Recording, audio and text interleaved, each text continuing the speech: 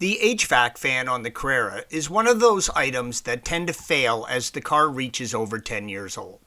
The good news is that replacement is very easy and can be done in about a half hour. Begin by disconnecting the battery and looking under the passenger side dash. You will see a foam plastic cover held on by two plastic retaining screws. Remove the two screws and pull the foam cover from underneath. With the foam cover removed, you'll see two 6mm screws holding the bottom cover of the fan housing on, indicated by the green arrows. Remove the two screws and set the bottom cover aside. This is what you should see with the fan cover removed. You can just see the blades of the fan up inside.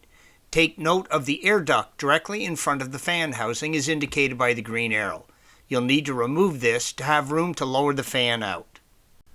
At first it may seem as though you have no room to remove the duct from in front of the fan housing, but the bellows molded into the center of the duct allows you enough flexibility to remove it from one side and then carefully maneuver it out. Take your time and it should come out no problem.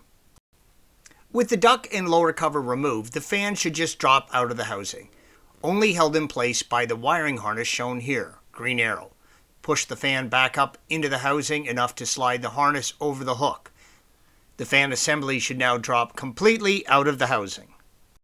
After you slip the harness out of the hook on the side of the fan, lower the fan down and squeeze the two tabs on the harness connector to release it from the fan, as indicated by the green arrow. Here is a better picture of the connector you're going to disconnect from the fan. Installation is the reverse of removal. Thanks for watching.